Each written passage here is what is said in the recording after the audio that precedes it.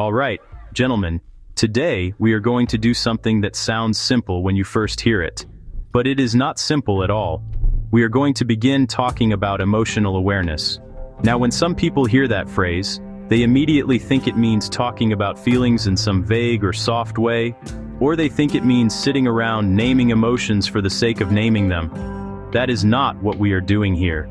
We are doing something much more practical, much more serious, and much more connected to your actual behavior.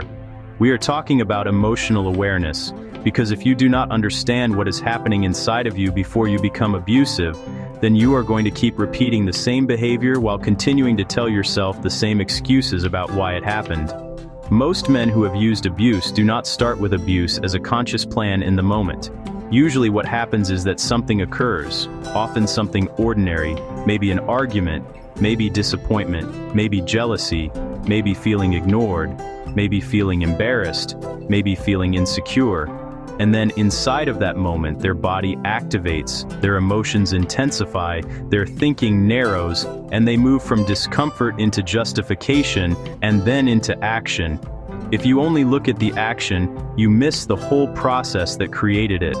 So today we are slowing that process down and learning to see it in detail, because change begins when you can accurately see what is happening in you before you act. One of the central ideas in this section of the curriculum is what it calls the danger zone. I want you to understand that term because we are going to keep coming back to it. The danger zone is the combination of a real or perceived event, the feelings that get activated, the body sensations that show up, and the thoughts and beliefs that begin shaping the meaning of the event. That combination puts a man at a much higher risk of becoming abusive if he does not interrupt himself. In other words, the danger zone is not simply anger, and it is not simply conflict. It is the internal buildup that makes abuse more likely if it goes unchecked. That is why emotional awareness matters. It is not because feelings are the problem. Feelings are part of being human. The problem is what some men do with feelings, especially when those feelings become intense, painful, humiliating, jealous, insecure, or overwhelming. Some men feel those states in their bodies very intensely and then use control, intimidation, or abuse as a way to get relief or regain a sense of power. Other men feel flooded by those states and lash out because the intensity itself feels unbearable. Either way, the issue is not just the feeling. The issue is that the feeling becomes part of a chain that leads toward abuse. The work, then, is twofold. First, you have to become more aware of your own emotional life, and second, you have to use that awareness to make different choices when it matters. That is the whole point of this lesson. Now, before we even go further, we have to clear up something that confuses many people, and if we do not clear it up, the rest of the session will not make sense. We need to distinguish between feelings and thoughts. Men often mix these together and then speak as though they are the same thing. They are not. A feeling is an internal emotional experience.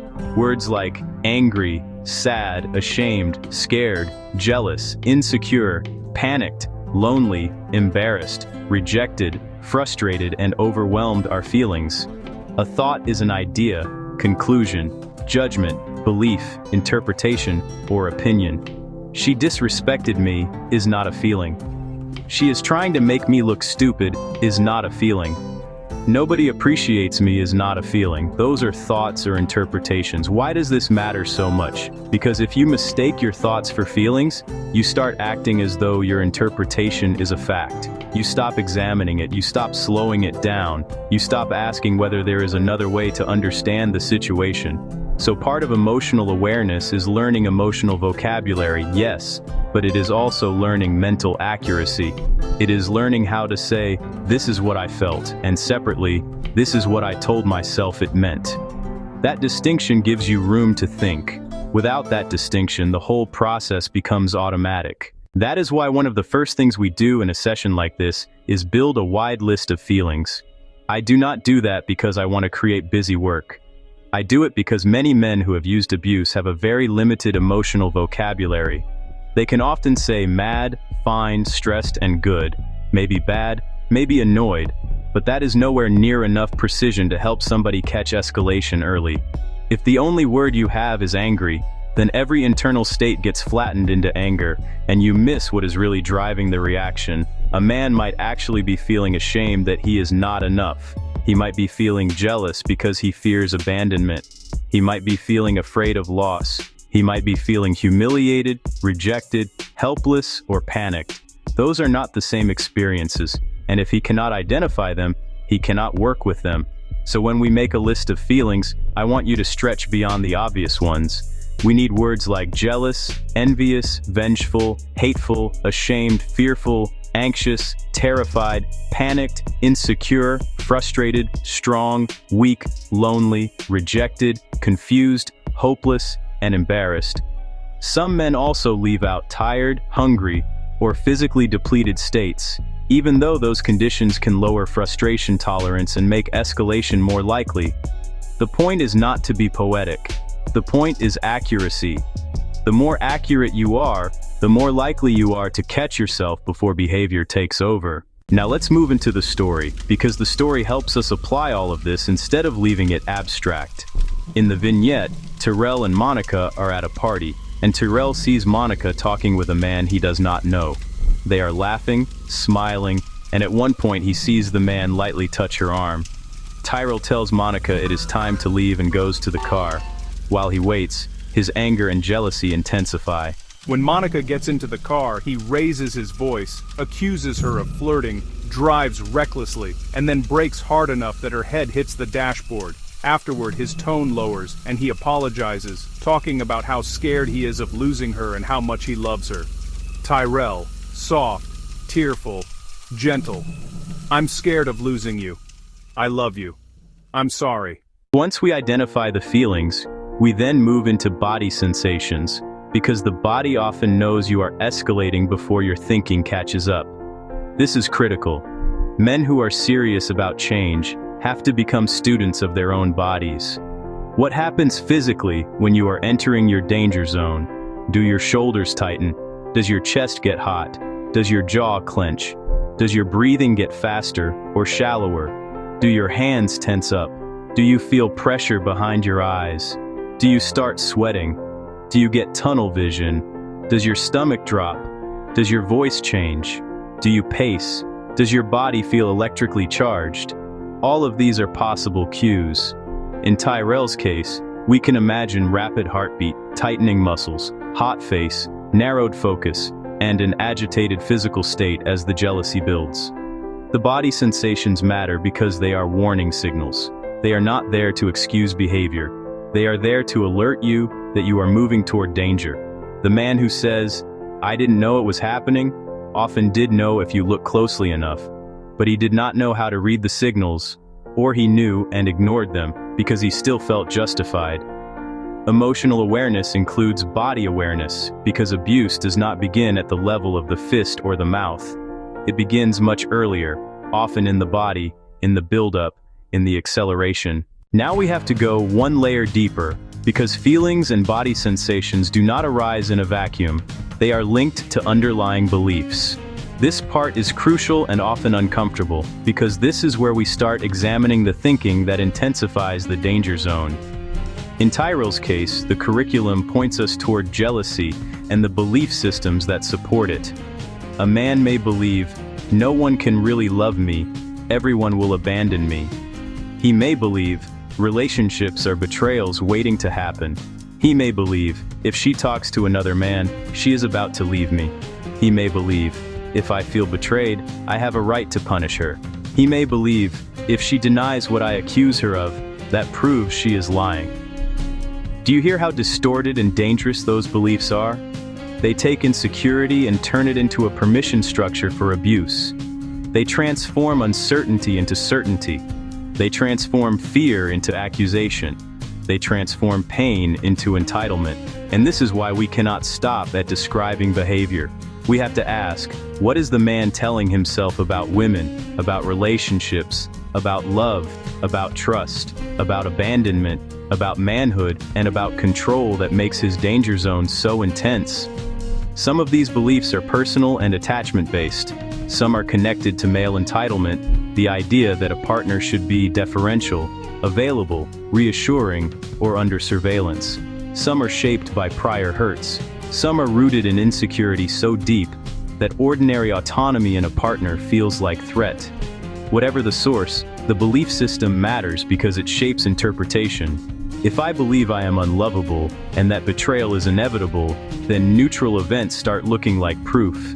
If I believe I am entitled to control, then a partner's independence looks like rebellion. If I believe my pain means someone is guilty, then I will feel justified in retaliation. That is why we examine belief systems, not because beliefs force behavior, but because they feed and organize the danger zone. This is also where we have to confront collusion and the ways men try to shift responsibility. A man might say, "If she pushes my buttons, I can't help it." No. Most behavior is controllable. Outside of reflexes, behavior is not inevitable. Another man might say, "If I feel this bad, then somebody must have done something to me." No. Feeling bad does not prove that another person caused an injury deserving retaliation. It means you are in distress and need to examine what is happening in you. Another man might say, "Women are the real problem. If they just did what I wanted, I would not act this way." Again, no. Relationships include conflict, disappointment, frustration, betrayal, incompatibility, and painful moments. None of those things excuse abuse. The task is not to create a relationship in which you never feel provoked. The task is to prepare yourself to face difficult moments in a responsible way. This is one of the most important things I can say to you today.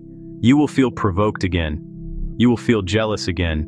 You will feel disappointed, hurt, insecure, and angry again. We can guarantee that. What we cannot allow is the idea that those feelings authorize abuse. Nothing excuses abuse. Nothing. Feelings explain risk. They do not justify conduct.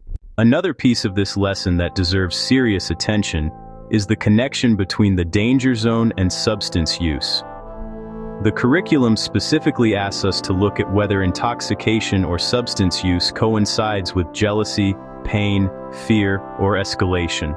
Does drinking or drugging happen before the incident, during the emotional buildup, or after the abusive behavior? Some men use substances as a way to manage distress. Others use after an incident to numb shame, guilt, fear, or rage. Still others find that intoxication lowers inhibitions and increases the speed with which they move from jealousy or perceived disrespect into control and abuse. The point here is not to let substances become the explanation. Alcohol or drugs do not create beliefs, entitlement, or abuse by themselves, but they can lower restraint, intensify emotions, and become part of the cycle. So one question each man has to ask himself honestly is this: when I am in my danger zone, does substance use enter the picture? And if it does, how is it functioning? Is it making me more impulsive? Is it helping me avoid pain? Is it part of the ritual of escalation? Is it something I use to escape what I do not want to feel? These are important questions because you cannot build accountability if you keep certain parts of the cycle hidden from yourself. So where does this leave us? It leaves us with a framework for self-observation and self-interruption. If you can identify your cue situations, the specific kinds of events that tend to activate you, and if you can name your cue feelings, the emotions that show up strongly for you, and if you can notice your body sensations, the physical warning signals that tell you escalation is underway, and if you can begin exposing the beliefs and thoughts that intensify the situation, then you are no longer walking blind into your danger zone. You start to have a map. And once you have a map, responsibility increases, not decreases, because then you know what to watch for. You know what your launching pad looks like. You know the signs that mean you need to step back, take a time out, use your accountability plan, and stop yourself before behavior crosses the line. That is one of the most important truths in this entire lesson. Emotional awareness is one of the building blocks of responsibility. It does not replace accountability, it strengthens it. A man who understands his warning signs and still does nothing has made a choice. A man who knows he is escalating and continues because he feels justified has made a choice. A man who says afterward, "I didn't plan it," may be right in a narrow sense, but if he ignored the whole chain that led him there, he still had many earlier moments in which he could have chosen differently. That is why we do this work in such detail. We are not here to make you more articulate about abuse, while the abuse stays the same. We are here to help you become more aware so that your behavior changes. That means when you leave this session, I do not want you thinking in generalities. I want you asking specific questions. What situations put me at risk? What do I feel first? What does my body do? What story do I start telling myself? What beliefs are underneath that story? What am I using as permission? What does jealousy look like in me? What does insecurity look like in me? What does fear of abandonment look like in me? When do I move from pain into punishment? When do I start treating a partner's separateness, independence, or autonomy as threat? Those are the questions of a man who is trying to change. And if you stay honest with those questions, then you begin to build a real chance of interrupting the old pattern. That is the purpose of emotional awareness. It is to help you catch yourself earlier, understand yourself more accurately, and choose responsibility instead of abuse. That is the work.